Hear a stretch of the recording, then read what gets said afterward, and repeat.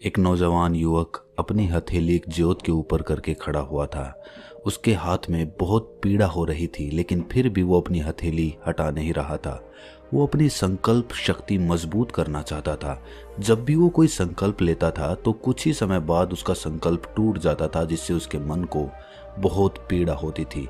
आज उसने निश्चय कर लिया था कि चाहे कुछ भी हो जाए, इस बार जो वो संकल्प लेगा उसे किसी भी कीमत पर पूरा करके ही दम लेगा।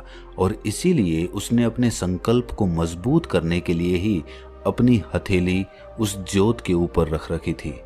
उस नौजवान युवक की हथेली का मांस फटने लगा था, लेकिन फिर भी वो अपनी हथेली उस ज्योत पे से हटा नहीं रहा था। पीड़ा की स्थिति में भी बार बार वो अपने संकल्प को दोहरा रहा था, ताकि उसका संकल्प उसके अंतर मन तक उतर सके। तभी उस नौजवान युवक का गुरु वहां पर पहुंचा। उसने जब ये दृश्य देखा तो उसने जल्दी से अपने शिष्य का हाथ वहां से हटा दिया और उसे डांटते हुए समझाया कि तुम ये क्या पागलपन कर रहे हो, इससे तुम्हें क्या हासिल होगा? अपने साथ हिंसा करके तुम अपने संकल्प को कैसे मजबूत कर सकते हो? ये तो निरा पागलपन है।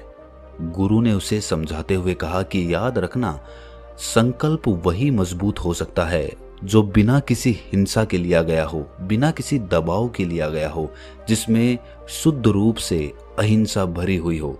ऐसा संकल्प ही तुम्हारे मन में लंबे समय तक टिका रह सकता है, वरना तो हिंसा करके तुम अपना ही नुकसान करोगे। उस नौजवान युवक ने झल्ला कर उत्तर दिया कि गुरुदेव, फिर मैं क्या करूं? मेरी समझ में नहीं आता कि मैं किस तरह किसी काम में अपना पूरा चित्त लगाऊं। किसी काम की शुरुआत में तो मेरे अंदर बहुत जोश होता है, उत्साह होता है, लेकिन कुछ ही समय बाद मेरी एकाग्रता खत्म हो जाती है। मुझे समझ में नहीं आता है कि मैं लंबे समय तक अपने लक्ष्य पर एकाग्र क्यों नहीं रह पाता। ऐसी क्या कमी है मेरे अंदर, और उस कमी को मैं किस तरह पूरा कर सकता हूँ? मैं परेशान हो गया हूँ, मुझे समझ में नहीं आ रहा। कभी कभी तो मैं अपने आप को ही हानि पहुंचाने लगता हूँ। मैं खुद से नाराज हो जाता हूँ, गुस्सा हो जाता हूँ, झल्ला जाता हूँ। मेरा दिमाग काम करना छोड़ देता है। ऐसी स्थिति में मैं क्या करूं? मेरे सारे मित्र कामयाब हो चुके हैं और मेरे घर वाले मुझे रोज ताने देते रहते हैं। वो कहते हैं कि तू नाकामयाब है, तू कोई काम नहीं कर पाएगा। और अब तो मुझे लगने लगा है कि शायद वो सही कहते हैं। शायद मैं अपने जीवन में कभी कामयाब नहीं हो पाऊंगा। अगर मैं अपने चित्त को एकाग्र करना नहीं सीख पाया तो मैं शायद यूं ही मर जाऊंगा, आधा अधूरा, बिना अपने लक्ष्य को प्राप्त किए हुए मेरा जीवन यूं ही समाप्त हो जाएगा। क्या इस समस्या का आपके पास कोई समाधान है? क्या आप कोई तरीका बता सकते हैं जिससे मैं इस समस्या से बाहर आ सकूं? गुरु ने उस नौजवान युवक के कंधे को सहलाते हुए उत्तर दिया कि जो अपने मन को समझ लेता है, अपने दिमाग को एकाग्र करना सीख जाता है, वही असल जीवन में बुद्ध कहलाने योग्य होता है। गुरु ने अपनी बात आगे बढ़ाते हुए कहा कि मैं तुम्हें आज बुद्ध के जीवन की वो 10 सीख देना चाहता हूँ, जिससे कोई भी इंसान अपने मन को एकाग्र करना बहुत आसानी से सीख सकता है।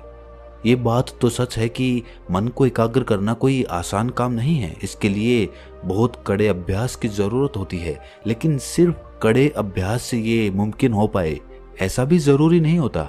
इसके लिए कुछ नियम होते हैं। अगर तुम उन नियमों का पालन नहीं करोगे तो तुम कितना भी कड़ा अभ्यास कर लो, तुम अपने मन को एकाग्र करना नहीं सीख पाओगे। इसीलिए अपने मन को एकाग्र करने के लिए जितना ध्यान जरूरी है, उतने ही ये नियम भी जरूरी हैं। इसीलिए इन नियमों को बड़े ध्यान से सुनना।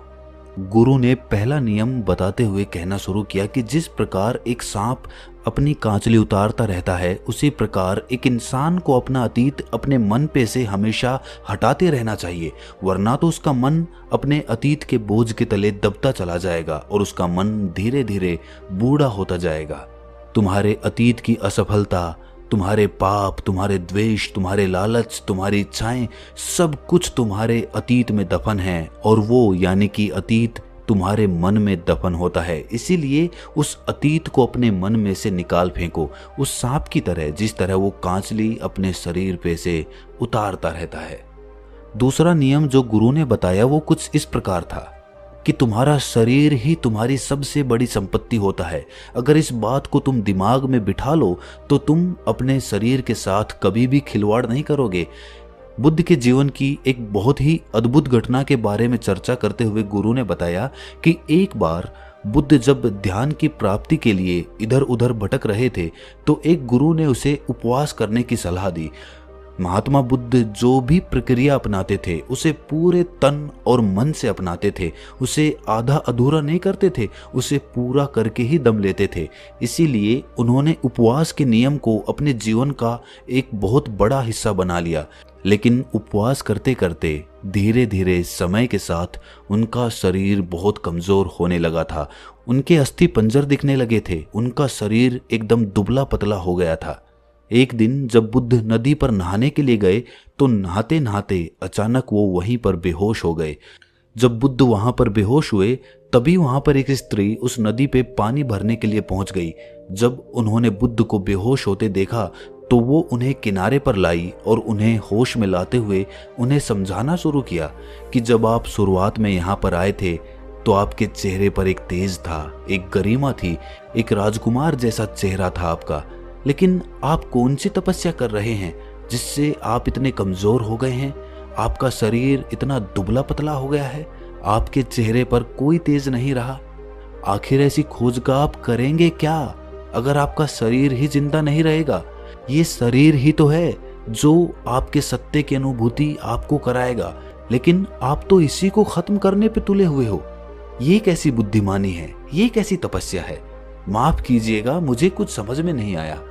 जब बुद्ध ने उस स्त्री की बात सुनी तो तत्काल उसके मन के सारे संशय दूर हो गए और बुद्ध ने निश्चय कर लिया कि वो सत्य की प्राप्ति के लिए अपने शरीर के साथ कभी भी हिंसा नहीं करेंगे। जी हाँ, ठीक सुना आपने, हिंसा।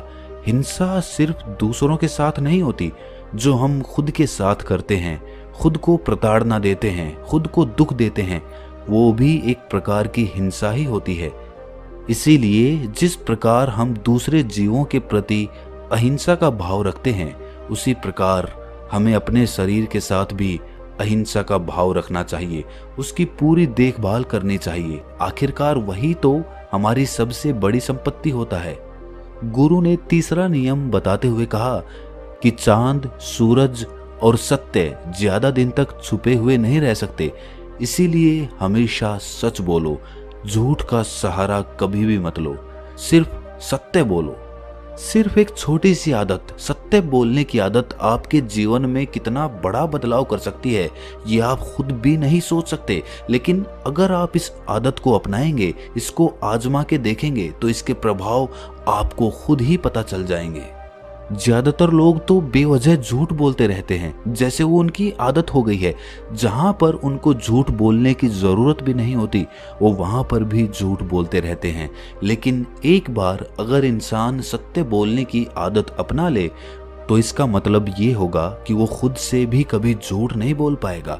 अगर खुद से हम खुद के बारे में सत्य बोलना सीख लें तो हमें किसी के कहने से कोई फर्क नहीं पड़ेगा, क्योंकि हम खुद का सत्य खुद जानते हैं। लेकिन इंसान खुद से सत्य तो तब बोलेगा जब वो दूसरों से सत्य बोल पाएगा।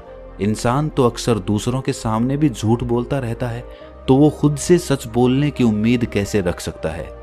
अगला नियम बताते हुए गुरु ने समझाया कि गधों के बराबर चलने से अच्छा है कि घोड़ा अकेला ही चले। अगर तुम्हें अपनी आध्यात्मिक उन्नति के लिए कोई साथी नहीं मिल रहा है, कोई संगत नहीं मिल रही है, तो तुम अकेले रहना सीखो। बेवकूफों की संगत में मत पड़ जाना, वरना इससे तो तुम खुद की हानि ही करवाओगे।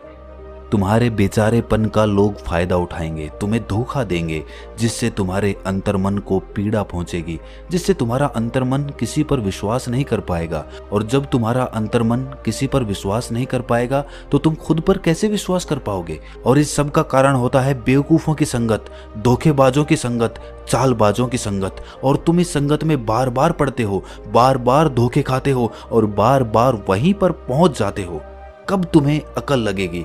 कब तुम खुद के बारे में सोचना शुरू करोगे? इससे अच्छा तुम अकेले रहो, अकेले रहने की आदत पालो, अकेला रहकर अपनी ताकत को पहचानो, क्योंकि यहाँ पर कोई अपना नहीं होता। अगला नियम बताते हुए गुरु ने समझाया कि जो तुम्हारे पास पहले से मौजूद है उसकी कद्र करना सीखो। इंसान हमेशा ज्यादा की ख्वाहिश रखता है, और उस ख्वाहिश में, उस उम्मीद में, उस महत्वाकांक्षा में वो ये भूल जाता है कि उसके पास पहले से क्या मौजूद है। उसकी वो कभी कद्र ही नहीं करता। चाहे इसमें आप हुनर ले लीजिए, चाहे किसी इंसान के साथ अपने संबंध ले लीजिए। हुनर के मामले में बात करें तो आपके पास कोई हुनर मौजूद है, आपको भी पता है, लेकिन आप दूसरे से प्रभावित होकर उस जैसा कोई हुनर सीखने की महत्वाकांक्षा पाल लेते हैं और अपने आप को पीड़ा पहुंचाते रहते हैं। आप अपने हुनर की खुद कद्र नहीं कर रहे तो दूसरे कैसे कद्र करेंगे। और उसी प्रकार जो इंसान आपके पास मौजूद है, आपके लिए संवेदनाएं रखता है, आपके परिवार का हिस्सा है, आप उसी की कद्र नहीं कर रहे हैं, उसी को समय नहीं दे रहे हैं और उनके पीछे भाग रहे हैं जो आपको समय ही नहीं देना चाहते, जो आपके अपने हैं ही नहीं। तो ऐसे लोगों से आप क्या उम्मीद रख सकते हैं। अगर आप जो चीज आपके पास है उसकी कद्र नहीं करेंगे तो आप अपने लिए ही गड्ढा खोद लेंगे, उस गड्ढे में खुद ही गिरेंगे और बाद में पछताएंगे, रोएंगे। लेकिन उस वक्त आपके आंसू पहुंचने के लिए कोई भी आपके पास मौजूद नहीं रहेगा, क्योंकि जब समय था तो आपने उनकी कद्र नहीं की, अब वो आपकी कद्र क्यों करे। तो इसीलिए समय निकलने से पहले जो चीजें आपके पास है उनकी कद्र करना सीख जाओ, वरना पछताओगे। गुरु ने अगला नियम समझाते हुए कहा कि ये जीभ धारदार चाकू की तरह होती है, जो खून तो नहीं निकालती लेकिन घाव बहुत गहरा करती है। इस बात को समझो कि गुस्सा हमें अंदर से खा जाता है। गुस्से में निकले हुए शब्द हमें बाद में ही पछताने पर मजबूर कर देते हैं। तब तो हमें ख्याल नहीं रहता कि हम क्या कह रहे हैं, लेकिन कुछ समय बाद जब हमारा गुस्सा शांत होता है तब हमें एहसास होता है कि हम गुस्से में क्या कुछ बोल गए। और जो एक बार बोले हुए शब्द होते हैं वो वापस कभी नहीं होते। वो सिर्फ आपके अंदर एक चोट कर जाएंगे, दूसरों की नजरों में आपको नीचा कर जाएंगे। इसीलिए कभी भी बोलो कम बोलो, उतना ही बोलो जितनी जरूरत है, वरना तो चुप रहना सीखो। चुप रहने की ताकत तुम्हें दुनिया में एक महान मुकाम तक पहुंचा सकती है, लेकिन ज्यादा बोलने की आदत दूसरों के बीच तुम्हारी इज्जत को बिल्कुल खत्म कर सकती है। कोई तुम्हारी बात पर ध्यान नहीं देगा अगर तुम बेवजह बोलते ही चले जाते हो। आखिरकार गुरु ने अपना आखिरी नियम बताते हुए उत्तर दिया कि दिमाग ही सब कुछ होता है, जो तुम सोचते हो वही बन जाते हो। इसीलिए हमेशा अपने बारे में सकारात्मक सोचो। गुरु ने बताया कि विचार तरंगों की भांति होते हैं। तरंगें दोनों प्रकार की होती हैं, नकारात्मक और सकारात्मक। जिस प्रकार के विचार हमारे अंदर उठते हैं उसी प्रकार की तरंगें हमारे इर्द गिर्द पैदा हो जाती हैं। इसीलिए अपने आसपास सिर्फ सकारात्मक तरंगों को ही बढ़ावा दें। नकारात्मक तरंगें आपको पीछे की ओर लेके जाएंगी। गुरु ने बताया कि हो सकता है समझाने में तुम्हें ये आदतें बहुत ज्यादा लगें, तुम्हें लगे कि कितना कठिन काम है, लेकिन ध्यान से सुनना, कोई कठिन काम नहीं है। बस चंद आदतें तुम्हारे जीवन को बदल कर रख देंगी। सबसे पहली आदत, जिस प्रकार सांप अपनी कांचली उतारता हुआ चलता है उसी प्रकार तुम अपने मन पे से अतीत को निकालते हुए चलो। दूसरी आदत, तुम्हारा शरीर ही तुम्हारी सबसे बड़ी संपत्ति होता है, इस ख्याल को समझो। तीसरी आदत, हमेशा सत्य बोलो, कैसी भी परिस्थिति हो झूठ का सहारा कभी मत लो। चौथी आदत, अगर तुम्हारे पास अच्छे लोगों की संगति नहीं है तो बेहतर है कि तुम अकेले रहो और अकेले ही अपने सफर को तय करो। पांचवी आदत, जो कुछ बोलो सोच समझकर बोलो, कम बोलो, अन्यथा चुप रहना सीखो। छठी आदत, हमेशा अहिंसा का रास्ता अपनाओ, खुद के साथ भी हिंसा करना पाप होता है। सातवीं आदत, जो कुछ हम सोचते हैं आखिरकार हम वही बन जाते हैं, इसीलिए हमेशा सकारात्मक सोचो। ये 7 आदतें तुम्हारे जीवन को पूरी तरह से बदल देंगी। एकाग्रता अपने आप बढ़ती चली जाएगी अगर तुम ध्यान के साथ ये 7 नियम अपने जीवन में पाल लेते हो। ये सब बातें समझाने के बाद उस नौजवान युवक ने अपने गुरु के पैर छुए और उन्होंने धन्यवाद करते हुए कहा कि भले ही देरी से, लेकिन कम से कम मुझे जीवन के बारे में इतनी अच्छी सीख तो मिली।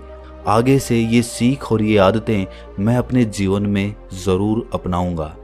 इसी के साथ गुरु ने उस शिष्य को आशीर्वाद दिया और वहां से प्रस्थान कर गए।